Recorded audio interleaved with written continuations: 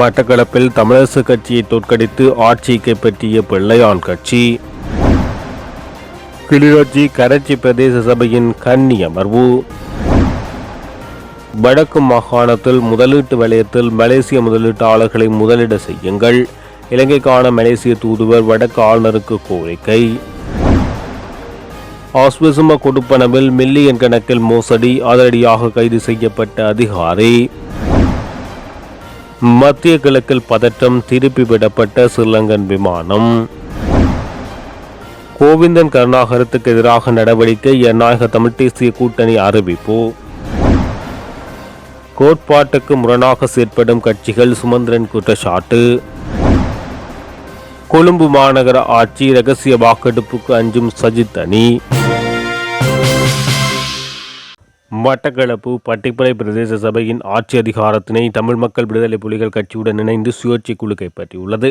பட்டிப்பளை பிரதேச சபையின் தவிசாளராக திரேஸ்குமார் தெரிவு செய்யப்பட்டுள்ளார். பட்டிப்பளை பிரதேச தவிசாளர் தெரிவுக்காக இலங்கை தமிழரசு கட்சி சார்பாக கோபாலப்பிள்ளை சுரேந்திரன் முன்மொழியப்பட்டார். சுயேட்சை குழு சார்பாக இளையதம்பி திரேஸ்குமாரன் முன்மொழியப்பட்டார். வாக்கெடுப்பில் சுயேட்சை குழு இளையதம்பி திரேஸ்குமார் 9 வாக்குகளும், தமிழரசு கட்சி கோபாலப்பிள்ளை சுரேஷ்குமாருக்கு 6 வாக்குகளும் பெற்றுக் கொண்டனர். தேசிய மக்கள் சக்தி ஒரு உறுப்பினர் நடுநிலை வகித்தார். பிரதி தவிசாளராக தமிழ் மக்கள் விடுதலை புலிகள் கட்சி சார்பாக கனகநாயகம் கபில்ராஜ் ஏகமனதாக தெரிவானார். தமிழ் மக்கள் விடுதலை புலிகள் கட்சியும் திரேஸ்குமார் தலைமையிலான சுயேட்சை குழுவும் இணைந்து பட்டிப்பளை பிரதேச சபையின் ஆட்சி அதிகாரத்தை கைப்பற்றியுள்ளது. கிளிநொச்சி கரைச்சி பிரதேச சபையின் கன்னி அமர்வு தவிசாளர் அருணாச்சலம் வேளமாளிகரன் தலைமையில் நேற்று நடைபெற்றது. 37 உறுப்பினர்களை கொண்ட கரைச்சி பிரதேச சபையில் இலங்கை தமிழரசு கட்சி சார்பாக 20 உறுப்பினர்களும், தேசிய மக்கள் சக்தி சார்பாக 6 உறுப்பினர்களும், ஜனநாயக தமிழ் தேசிய கூட்டணி சார்பாக 4 உறுப்பினர்களும், அகில இலங்கை தமிழ் காங்கிரஸ் சார்பாக 2 உறுப்பினர்களும் கரைச்சி பிரதேச சபைக்கு தெரிவு செய்யப்பட்டனர். இதேவேளை ஐக்கிய மக்கள் சக்தி சார்பாக 2 உறுப்பினர்களும், ஈழ மக்கள் ஜனநாயக கட்சி சார்பாக 1 உறுப்பினரும், சுயேட்சை குழு சார்பாக 2 உறுப்பினர்களும் கரைச்சி பிரதேச சபைக்கு தெரிவு செய்யப்பட்டிருந்தனர். கரைச்சி பிரதேச சபையின் தமிழரசு கட்சி பெரும்பான்மை ஆசனங்களை கொண்டு கரைச்சி பிரதேச சபையை ஆட்சி அமைத்தது. தவிசாளராக அருணாச்சலம் வேளமாளிகனும், உபதவிசாளராக புஷ்பநாதன் சிவகுமார் ஆகியோர் தெரிவு செய்யப்பட்டு வர்த்தமானியில் வெளிவந்தது. மேலும் நேற்று கன்னி அமர்வில் உறுப்பினர்கள் அறிமுக உரை மற்றும் கன்னி உரைகள் இடம்பெற்றன.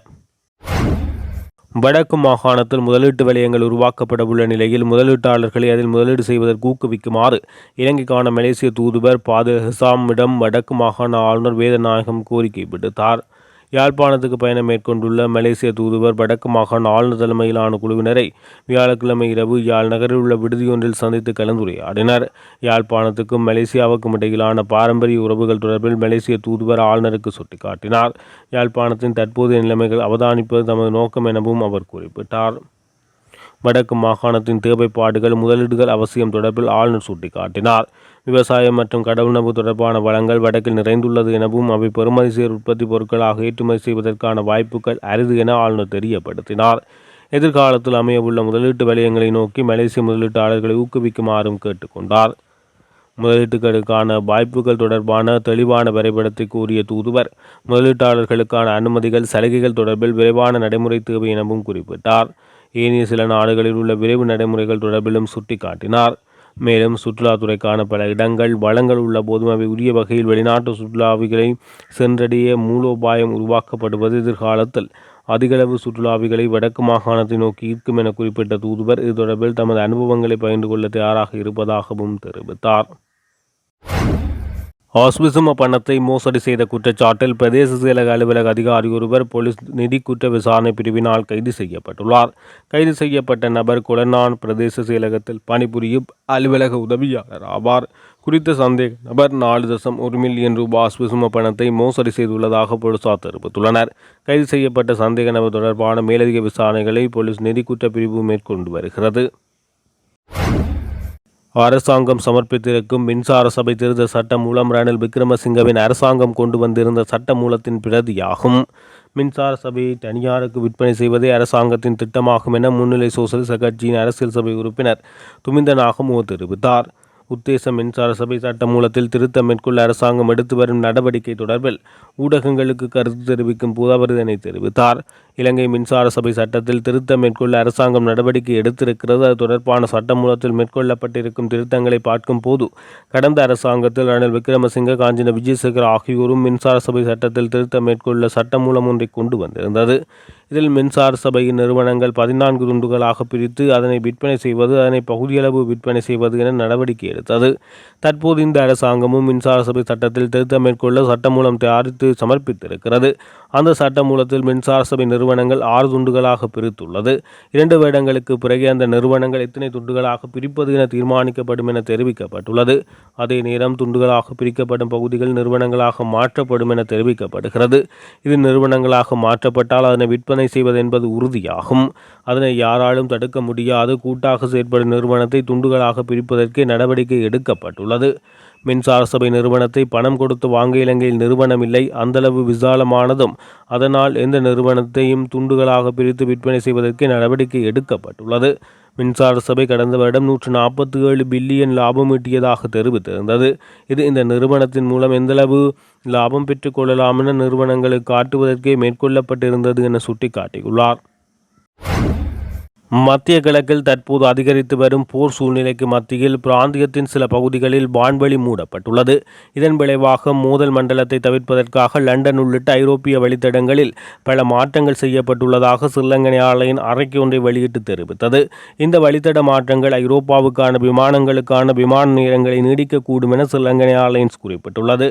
நேற்று லண்டனிலிருந்து கொழும்புக்கு வரும் ஜூவல் 504 விமானம் எரிபொருள் நிரப்புவதற்காக தோஹாவுக்கு திருப்பி விடப்படும் அதே நேரத்தில் கொழும்பு பாரிஸுக்கு செல்லும் ஜூவல் 501 விமானமும் குறித்த வான்வெளியை தவிர்ப்பதற்கு திருப்பி விடப்பட்டுள்ளது.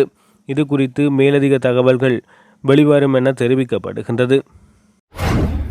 ஜனநாயக தமிழ் தேசிய கூட்டணியின் பங்காளி கட்சிகளில் ஒன்றான டெலோவின் செயலாளர் நாயகம் கோவிந்தன் கருணாகரத்துக்கு எதிராக நடவடிக்கை எடுக்கப்பட உள்ளதாக கூட்டணி அறிவித்துள்ளது. மட்டக்களப்பு மாவட்டத்தின் மண்முனை தெற்கு எரிவில் பற்றி பிரதேச சபைக்கான தவிசாளர் தெரிவின் போது தேசிய மக்கள் சக்தி மற்றும் தமிழ் மக்கள் விடுதலை புலிகள் கட்சி என்பன இணைந்து களமிறக்கிய வேட்பாளருக்கு ஆதரவாக வாக்களிப்பதற்கு மாவட்ட கிளை தலைவர் என்ற அடிப்படையில் உறுப்பினர்களுக்கு வழிகாட்டலை வழங்கியமை தொடர்பில் அவருக்கு எதிராக மேற்குறிப்பிட்டவாறு நடவடிக்கை எடுக்கப்பட்டுள்ளது. அண்மையில் நடைபெற்று முடிந்த உள்ளூராட்சி மன்ற தேர்தலில் மட்டக்களப்பு மாவட்டத்தின் மண்முனை தெற்கு எரிபில்பற்று பிரதேச சபையில் இலங்கை தமிழரசு கட்சி 11,981 வாக்குகளை பெற்று 8 ஆசனங்களையும், தேசிய மக்கள் சக்தி 3,894 வாக்குகளை பெற்று 6 ஆசனங்களையும், தமிழ் மக்கள் விடுதலை புலிகள் கட்சி 3,894 வாக்குகளை பெற்று 2 ஆசனங்களையும், ஜனநாயக தமிழ் தேசிய கூட்டணி, ஐக்கிய மக்கள் சக்தி, சுயேட்சை குழு 1 மற்றும் சுயேட்சை குழு 2 என்பன முறையே 1967, 1286, 809, 1174 வாக்குகளை பெற்று ஒரு ஆசனத்தையும் கைப்பற்றியது. இந்த நிலையில் பிரதேச சபைக்கான தவிசாளர் மற்றும் உபதவிசாளரை தெரிவு செய்வதற்கான வாக்கெடுப்பு வியாழக்கிழமை இடம்பெற்றது. இதன்போது 6 ஆசனங்களை கொண்ட தேசிய மக்கள் சக்தி மற்றும் 2 ஆசனங்களை கொண்ட தமிழ் மக்கள் விடுதலை புலிகள் கட்சி என்பன இணைந்து களமிறக்கிய தவிசாளர் வேட்பாளருக்கு ஆதரவாக ஒரு ஆசனத்தை பெற்ற ஜனநாயக தமிழ் தேசிய கூட்டணியின் உறுப்பினர் வாக்களித்தார். இதன் விளைவாக அப்பிரதேச சபை தேசிய மக்கள் சக்தி வசமானது குறிப்பிடத்தக்கது. சில கட்சிகள் கோட்பாட்டுக்கு முரணாக செயற்படுவதாக இலங்கை தமிழரசு கட்சியின் பதில் செயலாளர் சுமந்திரன் தெரிவித்துள்ளார். யாழ் மாநகர சபையின் முதல்வர் தெரிவு நேற்றைய தினம் நிறைவடைந்த பின் ஊடகங்களுக்கு கருத்து தெரிவிக்கும் போது அவர் இவ்வாறு தெரிவித்தார். முதல்வர் தெரிவில் ஆதரவு வழங்கிய அனைவருக்கும் நன்றிகளை தெரிவித்துக் கொள்கிறேன். யாழ் மாநகர சபையில் கூடுதலான ஆசனங்களை இலங்கை தமிழரசு கட்சி பெற்றமைக்கு ஆதரவு வழங்கிய அனைவருக்கும் நன்றி தெரிவிக்கின்றேன். எந்தெந்த சபைகளில் எவரவர் அதிகூடிய ஆசனங்களை பெற்றுள்ளார்களோ அவர்கள் அந்த சபை நிர்வாகத்தை அமைப்பதற்கு சகலரும் ஒத்துழைக்க வேண்டும் என நாங்கள் ஆரம்பத்தில் இருந்தே தெரிவித்துள்ளோம். அந்த கோட்பாட்டுக்கு அமைவாக இன்றைய தெரிவு இடம்பெற்றுள்ளது. இந்த கோட்பாட்டை வேறு சில கட்சிகளும் வலியுறுத்தி தாங்கள் சொல்லியதுடன் எங்களுடன் பேச்சுவார்த்தையிலும் ஈடுபட்டனர். ஆனால் தாங்கள் அறிவித்த கோட்பாட்டுக்கு முரணாக இன்று அந்த கட்சிகள் செயற்படுகிறது. இது துரதிர்ஷ்டவசமான சம்பவம் என தெரிவித்துள்ளார். 2025 மே மாத நிலவரப்படி மத்திய மருந்து சேமிப்பு வசதிகளில் கிட்டத்தட்ட 180 அத்தியாவசிய மருந்துகள் பற்றாக்குறையாக இருப்பதாக தெரிவிக்கப்பட்டுள்ளது. அரசு மருத்துவ அதிகாரிகள் சங்கத்தின் சமில் விஜயசிங்க இதனை தெரிவித்துள்ளார். அத்துடன் மருத்துவமனைகளுக்குள் சுமார் 50 வகையான அத்தியாவசிய மருந்துகள் பற்றாக்குறையாக உள்ளன. வலி நிவாரணிகள், நுண்ணுயிர் எதிர்ப்பிகள், இரத்த அழுத்தம், நீரிழிவு மற்றும் சிறுநீரகம் தொடர்பான நிலைமைகளுக்கான மருந்துகள் ஆகியவை பற்றாக்குறையாக உள்ளன. அதே நேரம் புற்றுநோய் சிகிச்சை மருந்துகளின் பற்றாக்குறை அதிகரித்து வருவதையும் விஜயசிங்க சுட்டிக்காட்டினார். இது பல நோயாளிகளுக்கு சிகிச்சை அணுகலை கட்டுப்படுத்தியுள்ளது. அத்தகைய மருந்துகளை தனிப்பட்ட முறையில் வாங்குவது பெரும்பாலும் மலிவு விலையில் இல்லை. எனவே பாதிக்கப்பட்டவர்களின் சுமையை இது அதிகரிக்கின்றது என குறிப்பிட்டுள்ளார். கடந்த கால பற்றாக்குறைகளிலிருந்து கற்றுக்கொள்ள தவறியதற்காக சுகாதார அமைச்சகத்தை விஜயசுங்க விமர்சித்துள்ளார். சுகாதார அமைச்சர் மற்றும் ஜனாதிபதி இருவரும் இதற்கான அதிக பொறுப்பை ஏற்க வேண்டும் எனவும், இந்த பிரச்சினையின் முன்னதாகவே கண்டறியப்படவில்லை என்று அரச மருத்துவ அதிகாரிகள் சங்கத்தின் சமையல் விஜயசிங்க கேள்வி எழுப்பினார். கொழும்பு மாநகர சபையில் ஆட்சியை தீர்மானிப்பது தொடர்பான வாக்கெடுப்பை வெளிப்படையாக நடாத்துமாறு ஐக்கிய மக்கள் சக்தி கோரிக்கை விடுத்துள்ளது. கொழும்பு மாநகர சபையில் ஆட்சி அமைப்பதற்குரிய அறுதி பெரும்பான்மை பலத்தை எந்த ஒரு கட்சியும் சுயேட்சை குழுவும் பெறவில்லை. எனினும் அறுதி பெரும்பான்மையை நிரூபிப்பதற்குரிய ஆதரவு பெறப்பட்டு விட்டது என தேசிய மக்கள் சக்தி அறிவித்துள்ளது. மறுபுறத்தில் எதிரணிகளை ஒன்றிணைத்து ஆட்சி அமைப்பதற்கு பிரதான எதிர்க்கட்சியான ஐக்கிய மக்கள் சக்தி முயற்சித்து வருகிறது. கொழும்பு மாநகர சபையில் ஆட்சி அமைப்பது தொடர்பான கூட்டத்தொடர் எதிர்வரும் 16ஆம் தேதி நடைபெறவுள்ளது. இந்த நிலையில் இரகசிய வாக்கெடுப்பை நடத்தாமல் அதனை வெளிப்படையாக நடத்துமாறு ஐக்கிய மக்கள் சக்தியின் பாராளுமன்ற உறுப்பினர் முஜிபுர் ரஹ்மான் கோரிக்கை விடுத்தார். அத்துடன் கொழும்பு மாநகர சபையில் ஐக்கிய மக்கள் சக்தியை ஆட்சி அமைக்கும் என அவர் நம்பிக்கை வெளியிட்டுள்ளார்.